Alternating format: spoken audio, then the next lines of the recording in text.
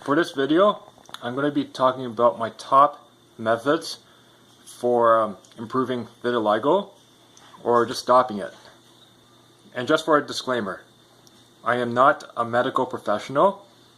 I'm not a naturopath, a holistic practitioner. I have seen all these type of professionals and I've taken advice from all of them. I'm going to tell you all the methods that work for me and what didn't work.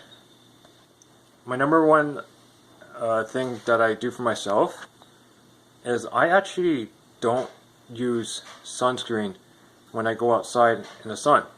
Even if I go outside for 6 hours, I'm not going to use sunscreen. And I know a lot of people might think I'm crazy. The day I initially got vitiligo, I actually wore sunscreen and I was outside in the sun for 1.5 hours. When I came home, then I realized I got vitiligo. It was recommended for me to wear sunscreen, especially on the vitiligo patches, because there was no pigments to protect from sun damage. The other thing that was pointed out to me was if I go in the sun a lot, the patches would become a lot more noticeable. And the reason why I'm saying I don't use sunscreen, I made a video about this before, is because of the chemicals in the sunscreen. As an alternative to protect my skin, even if I go out for hours, I use extra virgin coconut oil or even other natural oils. It could be avocado oil, could be ghee, anything that doesn't have any chemicals or artificial ingredients that I find in most products. There are times I've been to the beach for hours and I just use the oils. I had no sunburn at all and my vitiligo patches didn't get worse at all.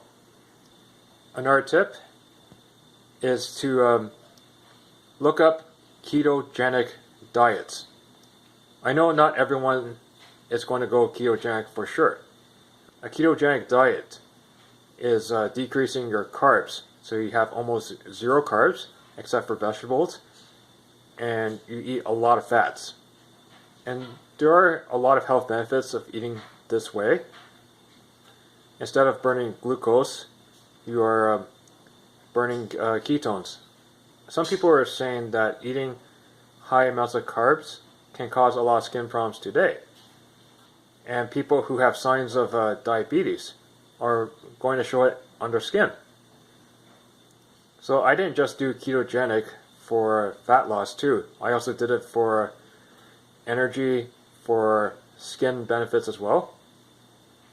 I found my vitiligo improved when I stopped using peanut butter on a regular basis and added more saturated fats. Now I'm not talking about saturated fats from pastries. I'm talking about good quality butter, coconut oil. Those are my two main sources of saturated fats, and I found my vitiligo actually improved. Now I know some people are going to say, aren't you worried about heart problems or you're going to get a heart attack? But I'm not concerned right now about heart problems with the high amounts of saturated fat I eat today. I actually check my blood pressure eating this way versus eating the way I was before, which was higher carb meals like most people do, even after eating oatmeal. I'm not talking about oatmeal that has sugar in it, I'm talking about plain oatmeal. And my blood pressure was higher eating carbs, especially just plain oatmeal, than eating high amounts of saturated fat and no carbs in that meal. And this is a measurement based on after breakfast. When I was eating carbs, blood pressure and heart rate went up. When I was eating high amounts of saturated fat and no carbs, blood pressure was healthy. Saturated fat is needed for thyroid, and I read a source somewhere, saturated fat is great for reducing allergies. Another tip is to get your B12 and iron levels tested. When I went for my checkup after getting vitiligo, it didn't seem to come up. And I just asked for it in another checkup when I did a lot of research on it. I'm a guy who eats meat, so they assumed that I had normal iron levels or normal B12 levels, because most meat eaters should have healthy iron or B12. It actually turned out, because of my constant blood donations, that I had a ferritin level of 6.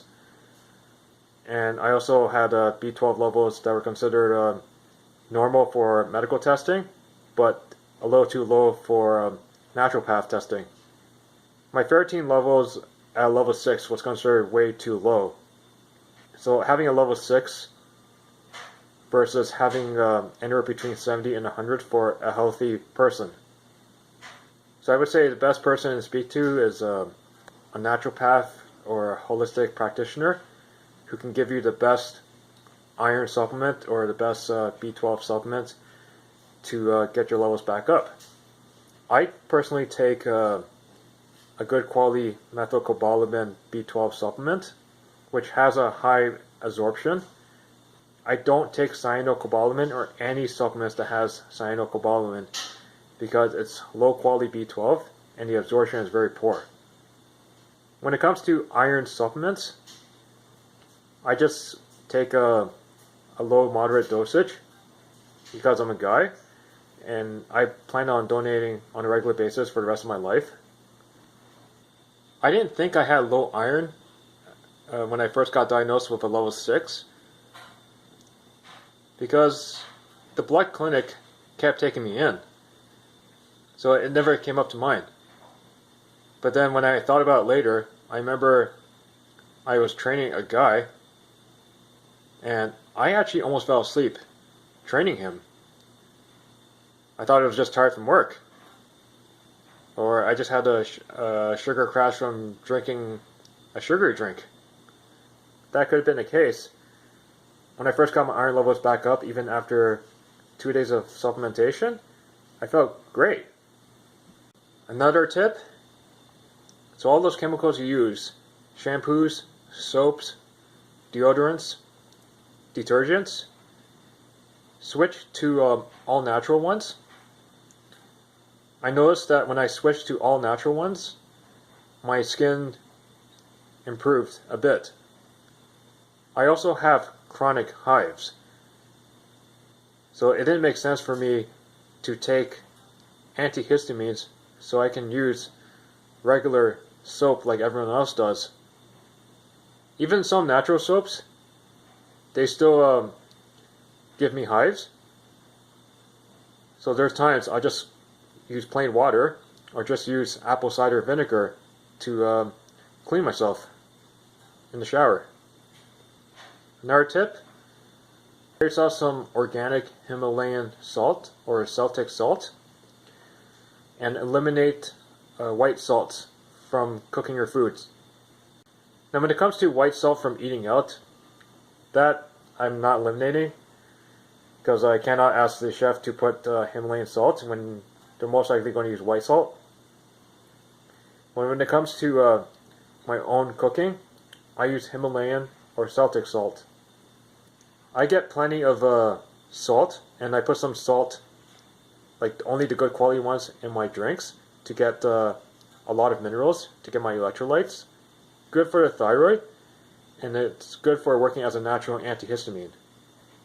Because of my years of overtraining and not replenishing properly, and even today because I work out quite often and I do a physically demanding job, so I take a lot of salt each day.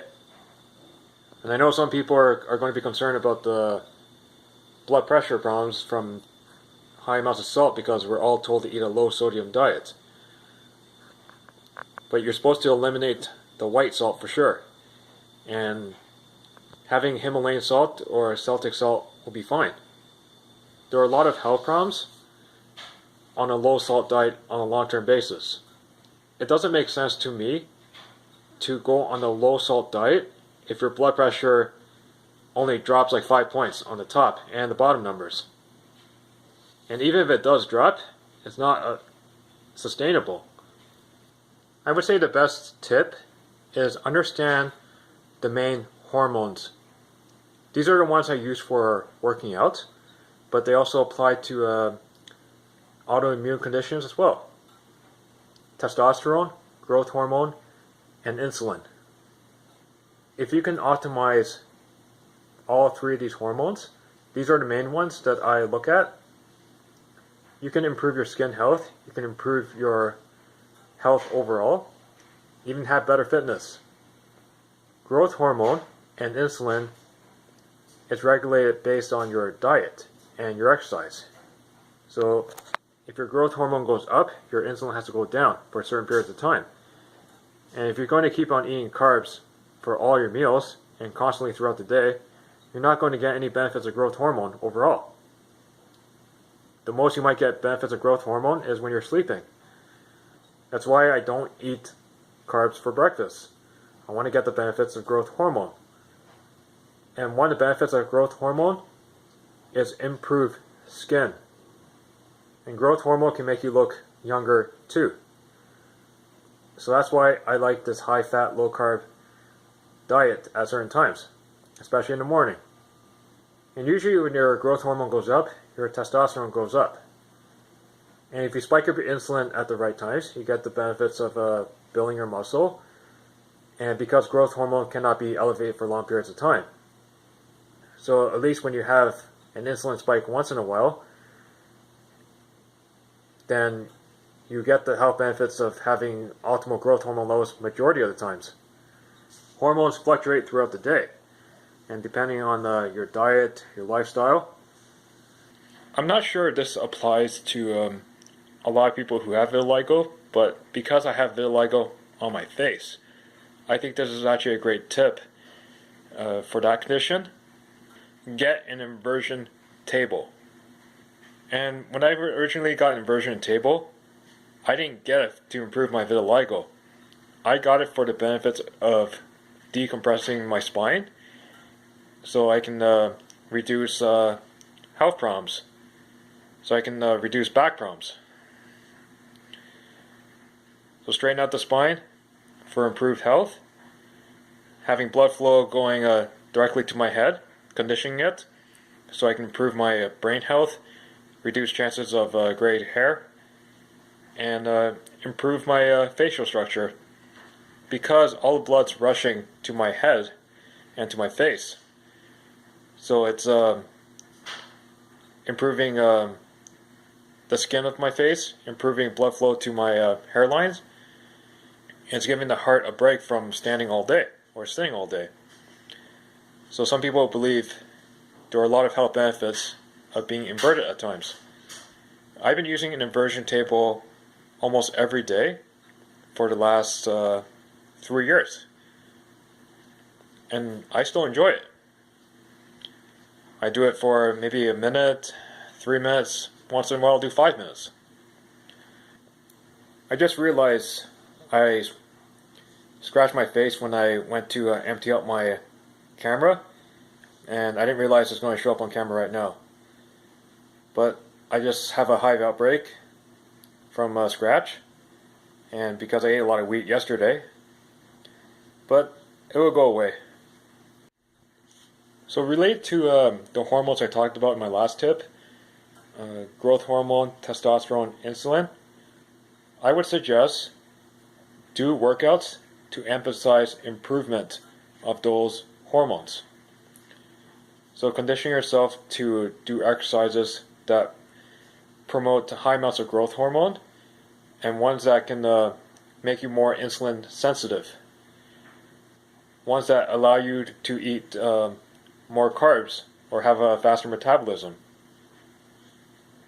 And ones that spike up your testosterone too. Usually in exercise, when your growth hormone goes up, your testosterone goes up too. I won't go in detail because this video is mainly about improving vitiligo. But I would say you got to condition yourself to do high interval training. So work up towards being out of breath when you do your intervals. And learn to do squats. Do higher rep squats, do heavy squats. And don't overtrain, or don't get yourself in an overtrained state. Because if you get yourself into an overtrained state and it affects your hormones, your insulin will be constantly elevated as long as you're eating carbs on a regular basis, and your growth hormone and your testosterone will drop. Therefore, you won't get any benefits. There's people who exercise too much that affects their hormones. Or there's people that do so much cardio and they don't look that good right now because they affected their hormones to the point that their cortisol is too high, and it affects people differently. So because they're burning too many calories, that's why they get really thin, and it shows on their face as well. But then there's some people, even like me, who exercise too much and affected my hormones, and I put on fat easily because I didn't have enough growth hormone or testosterone to get the benefits of fat burning. This last tip, I thought it worked over the years, and right now I'm not sure if it even works for me today. And when I was recommended to go on an elimination diet, I mainly did it to improve vitiligo, and it worked in most cases. But after adding my previous tips, I'm not sure if even going on an elimination diet even helps today. But for a lot of people, it might help to reduce the amount of gluten and dairy. I find myself, if I have a lot of that stuff, I get problems digesting them. And if I have way too much ice cream, it shows up in my skin.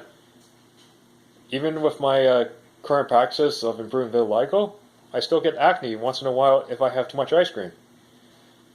The way I'm eating all that junk is because I'm promoting high amounts of growth hormone throughout the day, and then I'll just have high amounts of carbs at the end of the day, where I can just have a high carb spike to feed the muscles. I don't practice elimination diets today because I haven't seen my vitiligo getting worse. And I do enjoy eating certain foods, and I don't want to feel like crap one day out of the whole week just to enjoy it. If I feel like crap eating foods I'm supposed to eliminate, I really feel like crap. But if I have it on a daily basis, I condition myself to feel like crap.